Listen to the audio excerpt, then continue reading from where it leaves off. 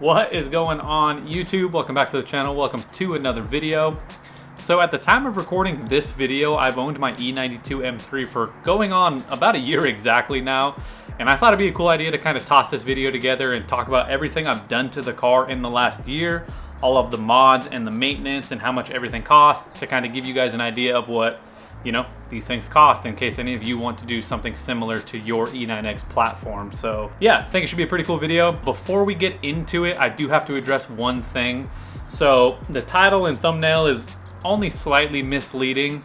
I personally haven't spent $15,000 on this car, at least not yet, but the reason it says that is because I'm including what labor cost would be. I've said it here a few times on the channel, but I am a master automotive technician, so all of the work that I'm going to lay out in this video, everything that I've done to the car and all the mods and such, I installed all of that personally. Everything from rod bearings to installing my airlift suspension system, I did all of that. So, you know, I didn't pay labor costs for any of that stuff, but I wanted to throw it in there and I wanted to kind of give you guys an idea of what labor costs could be in case you want to do any of these mods to your car. So without further ado, let's get into everything that I've bought for this car in the past year. Here we go. All right, if you're at all familiar with the E9X platform, or the E9X M3 platform rather, then you know that rod bearings are probably the most debated and talked about topic on these cars. And you know, I am no different. There was no history of rod bearings being done on this car when I bought it, so that was the first thing I bought for this car. I picked up ACL extra clearance rod bearings, ARP connecting rod bolts. I also got BMW factory oil pump pickup tube gaskets, a factory BMW oil pan gasket, BMW engine mounts, you're gonna need 2 of them, and then a liquid moly oil change kit. Now I paid $676.15 for the rod bearings and connecting rod bolts. I paid $12.94 for the pickup tube gaskets. I paid $35.79 for the oil pan gasket. I paid $101.98 for the engine mounts, and I paid $107.24 for the liquid moly oil change kit, bringing the grand total for the rod bearing job, excluding labor, to $934.10, which is a pretty good deal. Now, regarding labor costs, the way I'm factoring this going forward into the video is I'm gonna assume labor costs are about $200 an hour. Now, obviously, if you're watching this, maybe you've been quoted something different, whether it be higher or lower than that number, but I think that's a pretty good average. The dealership that I work at is, you know, ranges from about $175 to $225 an hour. And I figured that's a pretty good baseline. It's an easy number to kind of do this math. And so anyways, for the whole rod bearing job, all of that stuff should be replaced while you're in there. The pickup tube gaskets, the oil pan gasket, the engine mounts, and of course, putting oil in the car. All of that is part of that job. I'm gonna say it's probably like 10 hours of labor time times $200 is about $2,000 to do your rod bearings on one of these cars. Now again, it could be a little higher where you're at, it could be a little lower. I've seen places quote a little lower, and I've seen places quote significantly higher than that, so obviously take that price with a grain of salt, but somewhere around there should be in the ballpark if you're looking to do rod bearings on your E9X M3. All right, the sun was in my eyes. I kind of had to change the camera angle a little bit, but the very next thing that I did to the E92 M3 was I bought a factory muffler for the car. When I picked it up originally, it came with a muffler delete, and it was just a little too loud for me. I didn't want to get bugged by the cops that are local to me, so I picked up an OEM muffler for this car. It was $200, and then I paid $250 to do what's called the 2-pipe mod. If you're unfamiliar, it's a common mod on these OEM mufflers. You essentially cut into it, you cut out 2 sections of the exhaust pipe that are in there. There's pipes that run along each other like this, kind of cross over one another, but there's sections on those pipes that are corrugated or have holes in it, and it's for the exhaust when it goes through the muffler to kind of pick up the noise in the baffling. So anyways, you cut into it, you chop those sections of the pipe out with the holes in it, you basically straight pipe it, so weld in some pipe that doesn't have holes in it, and then weld the exhaust or the muffler closed, and then you have a little more rowdy of an exhaust without it being too loud for cruising around town and stuff. So like I said, I paid $200 for the muffler, $250 for the weld work. That is the only thing out of all of this stuff that I'm about to mention that I was not able to do myself. I don't have access to welding stuff, nor do I even know how to, so that's the one thing I didn't do. Along with that, I did buy 2 universal engine mounts for the back of the muffler to hold it up. I bought 2 flange nuts, OEM flange nuts.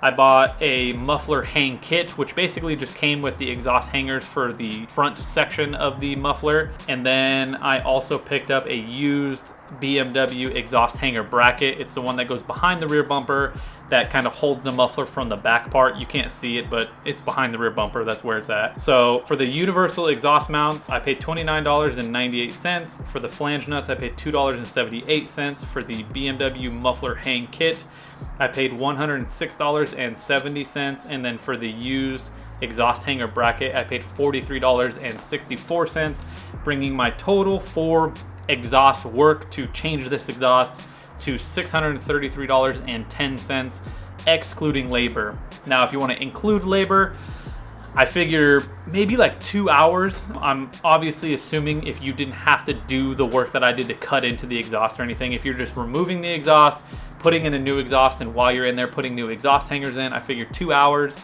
at $200 an hour, add another $400 of labor. Again, you know, take that price with a grain of salt. It could be a little more, it could be a little less. All right, next up we have the very first cosmetic mod I did to this car, and that was the GT4 front lip. I picked it up from Ridgeline Motorsports for $200, you know, minus taxes, of course. And then as far as labor to install it, I figure, you know, again, probably like 2 hours. I did have to take the front bumper off. If you really want it to fit as well as it can, I strongly suggest taking the front bumper off if you're going to install one of those. People don't do it, and I don't think they fit as well. But I took the front bumper off, and assuming you're going to do it that way, I figure maybe 2 hours of labor, again at $200 an hour, brings your total to have one of these lips installed, if you're not going to do it yourself, to $400. All right, next up is probably the biggest ticket items on this whole list. It is the airlift suspension and wheels and tires. I'm going to kind of throw that all together because I did it all together.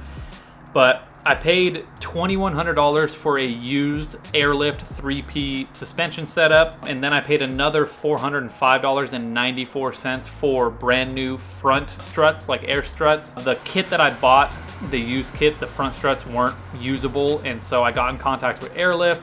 And kind of funny story, I'll toss this in here just real quick, but I essentially bought the very last off-the-shelf brand new front suspension airlift kit for an E9x car, E9x M3 car in North America, as far as I know. That's what they told me. I called them and they said they had one left. I bought it, and that's what's currently on the car. But yeah, $2,100 for the whole kit, and then another $405.94 for the brand new front air struts. And then I paid $1,400 for the Apex EC7 wheels that I have on the car. I was able to pick those up used, and all I mean by used is that they were brand new, never mounted to the car, but someone did own them, and I was able to kind of get a deal on them.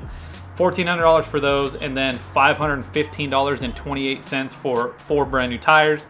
Picked them up on Amazon. They're not the best tires that money can buy, but they were good enough for my application. And so that brings the grand total for wheels and suspension to $4,421.22. Now, as far as labor goes for all of this, this is really tricky. I really kind of, you know, made this up entirely. I have absolutely no idea.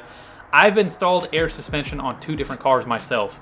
And, you know, for me, it takes a long time. You got to kind of plan the trunk setup. You got to, you know, blah, blah, blah, blah, blah. But I figure a good round number, if you're planning on putting air suspension on your E9x M3, probably 15 hours of labor. Could be a lot more, to be honest with you. Could be double that. But have 15 hours of actual hours working on the car, like assuming a plan has already been made, that would be $3,000 for just labor to install air suspension and obviously throw wheels and tires on it once the air suspension is on the car. Again, don't quote me on that. It could be significantly more, especially considering air suspension stuff like your trunk setup could be infinitely customized. And so, you know, depending on how much you want to put into that and how show looking you want it to be, you can probably spend a significant amount more money than that. But again, thankfully I didn't spend any of that because I installed the whole you know, air suspension setup and did my own custom trunk setup as well. All right, and that brings us to the last and final things and most recent things that I've done to this car up to this point in my ownership, and that would be the used BMW 335 IS trunk and the GT4 ring spec wing from Ridgeline Motorsports that I recently installed. If you missed that video, check it out, it's a pretty cool one. But I picked up the trunk used from Facebook Marketplace for $250. Thankfully it was the same color as my car, so I didn't have to pay any paint work or anything. Just, you know, basically had to clean it up, spent a bunch of time cleaning it up and whatnot. And then I paid $650.44 for the wing and the wing stands and, you know, everything that came in that kit for a, I guess, grand total of $900.44. I didn't have it written down, so, you know, had to do some quick math real quick. But assuming you're gonna pay someone to not only maybe swap your trunk if you don't want to drill into your factory VIN matched trunk, so this labor cost that I'm about to tell you guys is including swapping a trunk as well as installing the wing, which if you're unfamiliar, it takes a little bit of time. You got to kind of figure out where the wing sits. You want to make it even on both sides. You don't want it crooked like on the trunk or anything. And so to do all of that, to install the trunk, swap everything over, and then install the wing like clean and make sure it's a good job, I figure probably like 5 hours of labor. You know, it doesn't take very long to actually swap your trunk over if you know what you're doing, but you know, if you want it done right, you don't want to mess any wires up, and you don't want to break any of the lights, I would probably say like an hour, maybe 2 hours, and then the wing a few more, just because you know, like I said, it's kind of a lot of work to make sure it's all right. You got to drill the holes perfectly. There's a little bit more work you have to do once the holes are drilled, depending on where the wing ends up, because you kind of have to make the holes bigger depending on where in the trunk you drill through. If you happen to end up through like the second layer of bracing that's under there, then you're gonna have to make that hole bigger to fit the bolts. It's like a whole thing, but I figure 5 hours to swap your trunk and install the wing and have that job completed. 5 hours at $200 an hour is $1,000. And so that is every single thing I've done to this car in the last year of ownership.